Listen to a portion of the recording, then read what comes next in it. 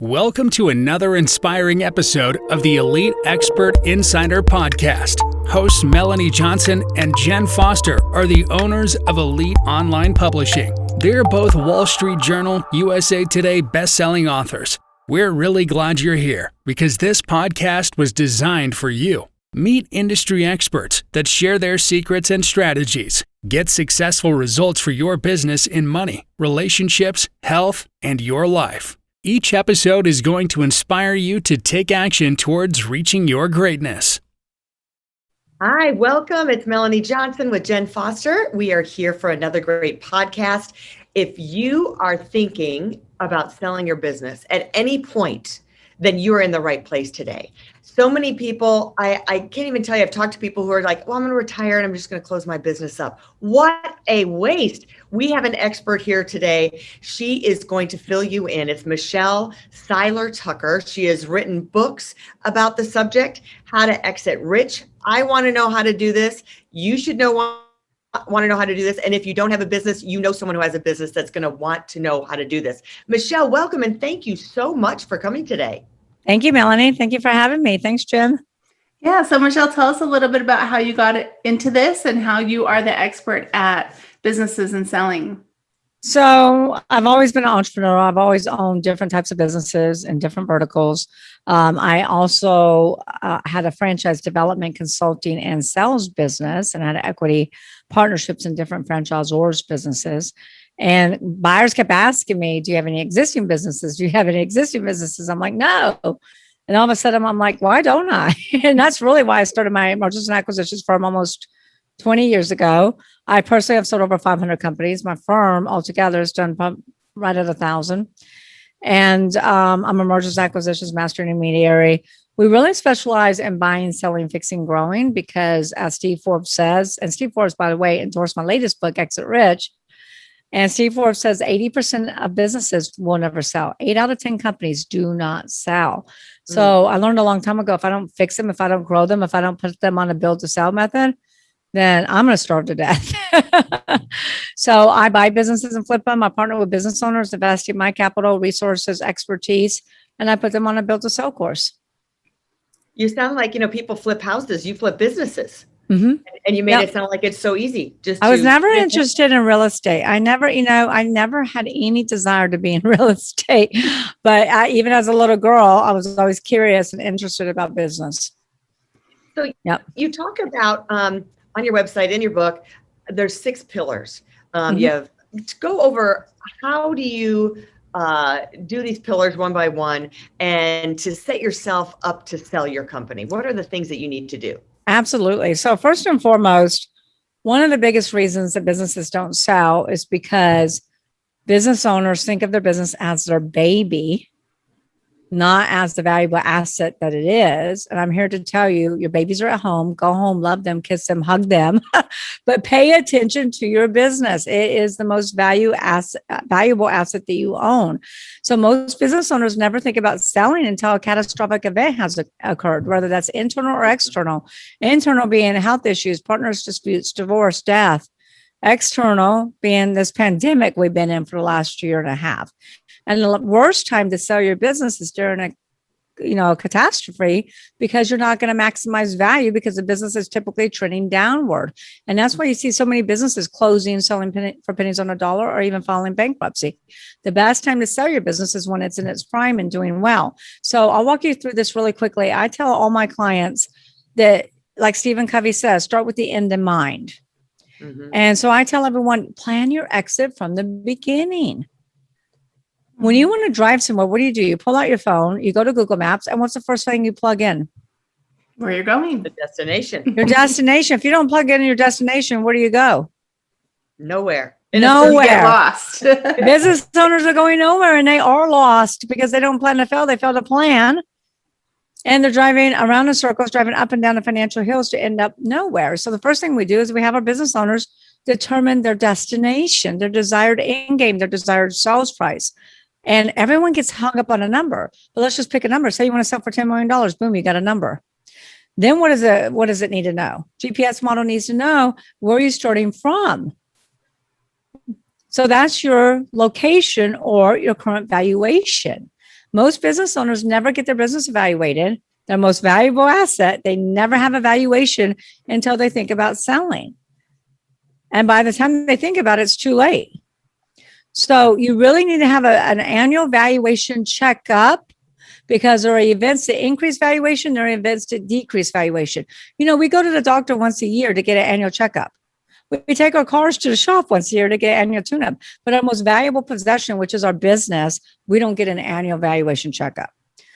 So let's say you want to sell for 10 million and you're currently worth 2 million. Now you need to know time frame. Let's say you want to do that in 10 years. The next thing you need to know is, who are my buyers going to be? Mm-hmm. Notice I said buyers, not buyer. Clients come to me all the time and say, Michelle, I have a buyer. I just want you to represent me with this one buyer.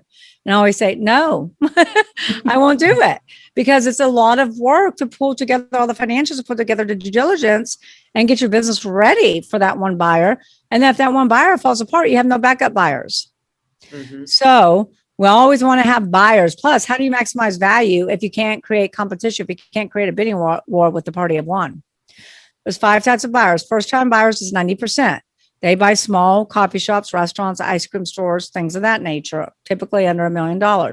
Then you have turnaround specialists. They only buy distressed businesses. Then you have private equity groups. Now they buy multi-million-dollar companies. They buy 2 ways, platforms and add-ons. Let's say they want to get in food manufacturing. They want to get in food manufacturing. They won't even consider your business unless it has at least $3 million in EBITDA. Mm-hmm. EBITDA is earnings before interest, taxes, depreciation, and amortization. So let's say they already have a platform. They'll consider add-ons in the same space for under $1 million in EBITDA. The next type of buyer is a strategic/competitor. Strategic/competitors pay the highest multiple because they're buying synergies. They're buying synergies that will catapult their business to the next level. And they take advantage of economies of scale. And they can cut infrastructure, decrease in overhead, increase in EBITDA. Last type of buyer is a sophisticated entrepreneur who's industry agnostic, who chases EBITDA. So now that you have your plan, reverse engineer it, and you got to know what the numbers need to be. So if you want to sell for $10 million, where's your gross? Where's your COGS? Where's your operating expenses? Most importantly, where's your EBITDA need to end up at? Your EBITDA needs to be between $1.5 to $2 million to sell for 10. Mm-hmm. Then you need to figure out, what synergies are these buyers looking for? What is their criteria? How do I build the business to meet their specific criteria so I can get maximum value? And then the last step in the equation is why. What is your why? Because if it was easy to sell a business for $10 million, everyone would be doing it. Right? So that's the GPS exit model. And then we take our clients through the pillars, which is the ST6Ps. Any questions? Yeah, you went through it so fast. I love it. I know. Now press rewind. Everyone listen to this one more time. Or pause. Yeah. And that's really how you do it. It's kind of like when you start a business. You're like, okay, here's my widget. Mm-hmm. Here's my target market. Yeah. Right? Same thing with selling your business. Yeah. But nobody does this. Nobody plans this. That's why I wrote Exit Rich, because so many businesses are not selling and so many businesses are going out of business. So real quick, I'll take you through the 6 Ps if you like. Yes. I was just going to suggest that. Good. Walk us through the 6 Ps. The number 2 reason that businesses don't sell is because business owners have created a glorified job in which they go to work at every day versus a business that actually works for them. Mm-hmm. You can't sell a business if the business is 1,000% dependent upon the owner. It's impossible. So the first P is people. You don't build a business, you build people, and people build a business. You have to have the right people in the right seats, and you have to ask the who question. Who opens the door? Who handles customer service, marketing, legal, accounting, environmental, manufacturing, logistics, etc.? The clue here is that you should never be next to the who, because you want to build a business to run without you. And if you're planning on selling in the $1 million, range, you need to have a layer of management. So business owners need to focus on their strengths, hire their weaknesses, and stop working in the business and start working on the business. The problem is business owners feel like, oh my gosh, I have to have my hand in every pot, because they're control freaks. If I want it done right, I have to do it myself. Well, you will never grow unless you let go of the control. Mm-hmm. And you're not, and business owners are not doing it all right because they're not good at everything. Right. So the second P is product.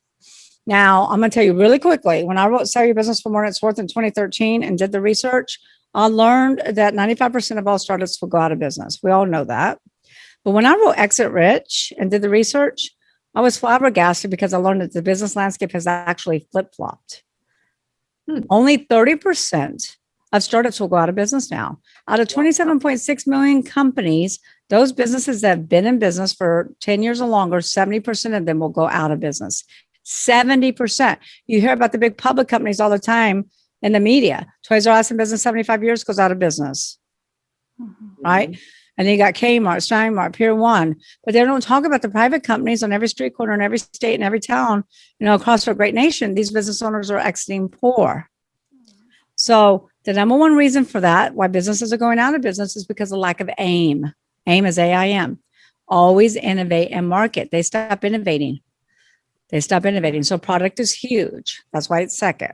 Product, ask yourself, is my product, my industry, my service on the way up or on the way out? Is it thriving or is it dying? Do I have an Amazon? If you have an Amazon, you need to sell because you sell when you're in your prime, because what goes up must come down, Yeah. Then if you have a Blockbuster, that doesn't mean you go out of business. That means that you have to pivot and you have to ask yourself three questions. Number one, what business are you in?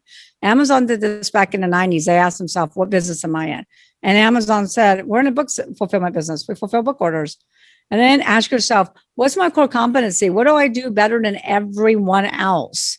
And Amazon said, we do fulfillment better than everyone else. Then the third obvious question is what business should we be in? And Amazon said, we should be in a fulfillment business, fulfilling, products for everyone around the world. So those three transformational questions transformed Amazon from a small book fulfillment center to a multi-billion-dollar worldwide conglomerate that they are today. So that's product. And they also ask themselves, the business they're in, should it be data? And now they have their data driven and the software and the and now they're in movies. They're buying MGM. And now they're buying MGM for billions. Right. Yeah. So product and you have to have congruent revenue centers. The reason so many businesses, especially restaurants, went out of business during the pandemic is because they get paid one way. Mm-hmm. You can't get paid one way, because if that one way shuts down, then you're dead in the water. Restaurants get paid because people come eat in their establishment or take food to go. They have no e-commerce. They have no other profit centers. You have to have multiple profit centers. Mm-hmm. Okay. And then the next P, did you have a question, Melanie? I did. So it's interesting that you say to have multiple profit centers. Jen and I have believed that. My young son is in his business. I believe that for him, but so many times they say, focus on one thing, focus on that and make it successful, which is the one profit center. So there's that dichotomy that goes on. Yeah. So I'm going to disagree with that. And here's the reason why. So congruent revenue streams, congruent. I'm in business. I'm an entrepreneur. I own different businesses in different verticals. You don't see me go out there trying to do real estate flipping or real estate development or any of that, because that's not congruent. My one thing is business. Mm-hmm. Okay. In my M&A practice, we get paid different ways. We have different profit centers. So you need to have congruent profit centers that are not taking your energy all over the place. They have to be congruent within your business, right? It's like doctors. What do? They sell, dermatologists. They sell a bunch of supplements, right? Mm-hmm. They do facials. They do this. They do that. But it's all congruent. So you have to have multiple profit centers. Does that make sense? Mm-hmm. Yeah, absolutely. Okay. And then the next, third P is processes. And most business owners get this wrong. Most business owners think about processes like exit strategy. They don't come up with a process until something bad happens. They're like, oh, we need a process for that. You got to think about processes from the beginning. And most business owners get this piece wrong. Design your processes around the customer experience. Design your process around the customer experience. What do you want your customers to experience? McDonald's back in the 50s. Did you ever watch the movie The Founder? That was great. Stories? Back in the 50s, McDonald's said, we want to create a fast food restaurant and a fast food system. We're going to design our processes around the customer experience. We want them to experience great tasting food that's hot, fast, 30 seconds or less. Right?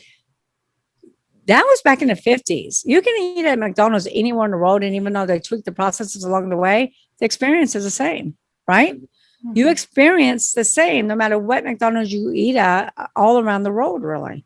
Mm-hmm. And they can also fire someone and rehire someone, and within 30 minutes have them working a drive-through because of their SOP checklist. Have you ever dealt with a bank or social media club or retail or something like that where you have a problem and you're trying to get a live person on the phone and you push this number, finally you get somebody, you tell your whole story and they're like, oh, I need to transfer you.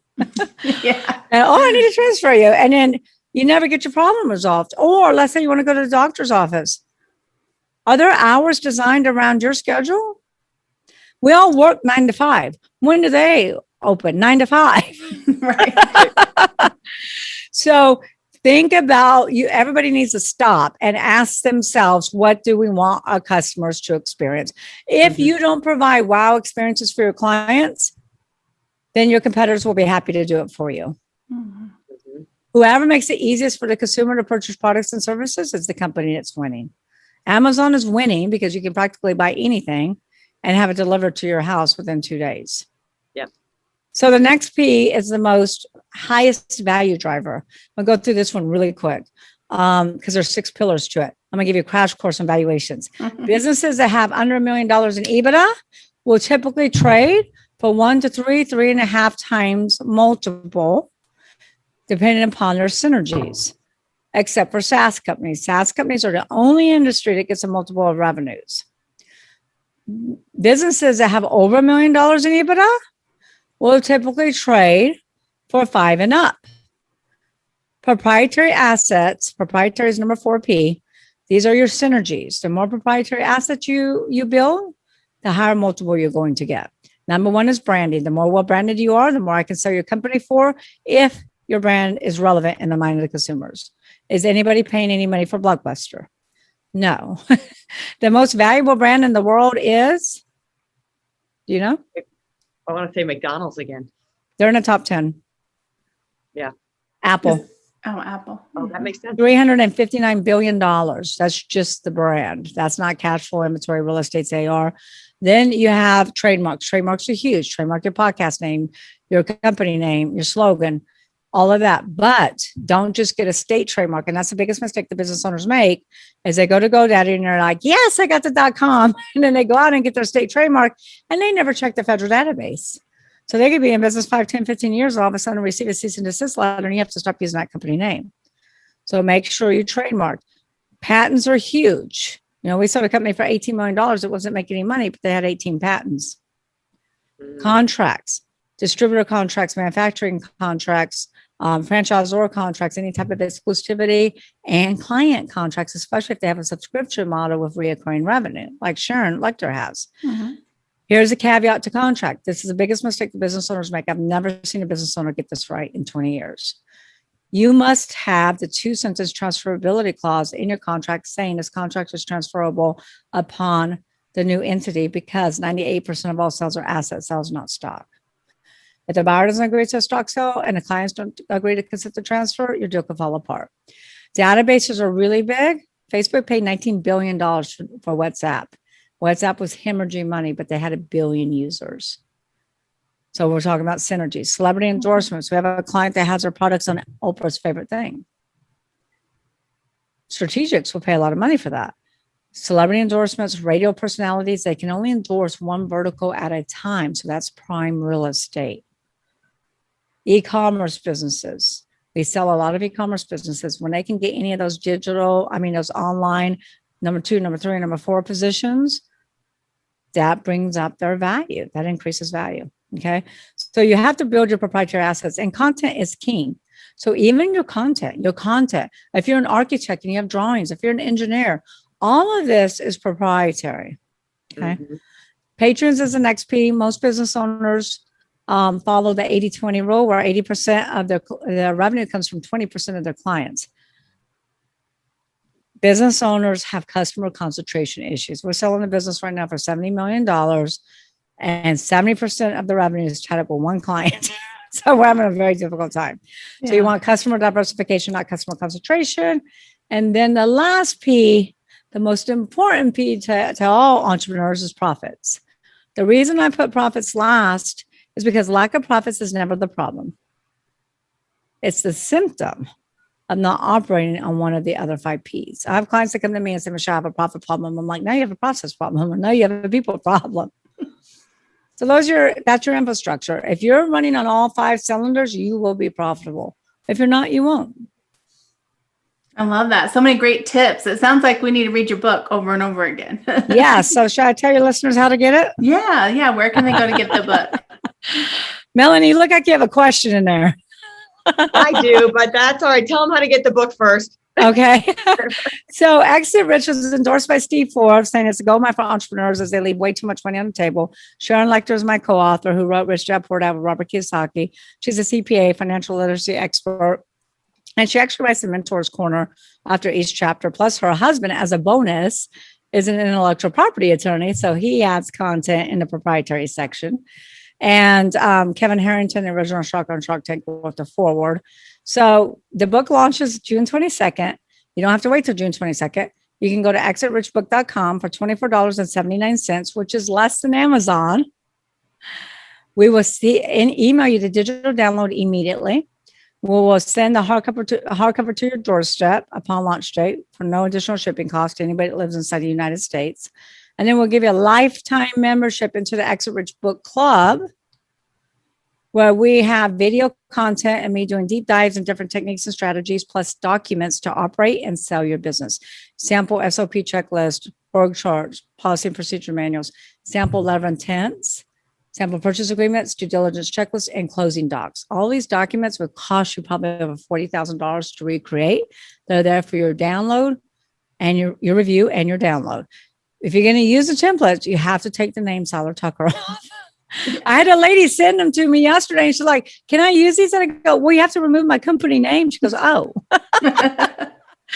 So, and then we're giving you a 30-day free membership into Club CEOs, which is an entrepreneurship mastermind where we do hot seats, Q&As, and really help business owners build those sustainable, scalable, and sellable businesses, all for $24.79 at exitrichbook.com. Awesome. That is tremendous bonus. Great, great, great value. So make sure you jump on there and get that. So before we leave, we only have like 1 or 2 more minutes left. And I just want to say, so if you could just give one of those things, someone's thinking, oh my gosh, you gave me so much information. What's the first thing I should do? Give me one action item out of all of that I should do this week. Buy Exit Rich. I read it. We know that. Yeah, I say the one action item that you should do is get crystal clear on your objectives. Get crystal clear on your exit plan, what you want, because businesses don't last forever. You know, people die, people get old, things happen. You know, so get crystal clear on what your objective is for your business, and really get crystal clear and then build it, you know, as a valuable asset that it is, but get crystal clear on what you want for your business. Wonderful. So we know where to reach you, right? Jen, do you want to say it again, or are you going to put it in the chat? Yeah, is exitrichbook.com? Yes. And then my main website is seilertucker.com. Perfect. Right, so we'll Michelle, put those in the show notes. That was just super fantastic. As always, we have tremendous guests on here. Make sure you subscribe to our podcast. You can also see the video version of this on YouTube. So if you're listening to this, it's also going to be on YouTube, and you can catch it and see all our sunny, happy faces. So remember to subscribe. And if you're looking to publish a book, we guarantee your book will be a #1 bestseller, whether on Wall Street Journal, USA Today, or on Amazon. Look us up at eliteonlinepublishing.com and just go to the submission form, and we'll see if you're a good fit for us. We'll see you next time. Bye. Thank you so much. Thanks, ladies. Hey, are you looking to increase your revenue, build credibility, and elevate your brand? This podcast is brought to you by Elite Online Publishing, an innovative publishing and full spectrum marketing company. They will publish and market your book to make it a #1 bestseller. Becoming an author is the best way to market your business. So contact them at eliteonlinepublishing.com today. All of their authors become #1 bestsellers.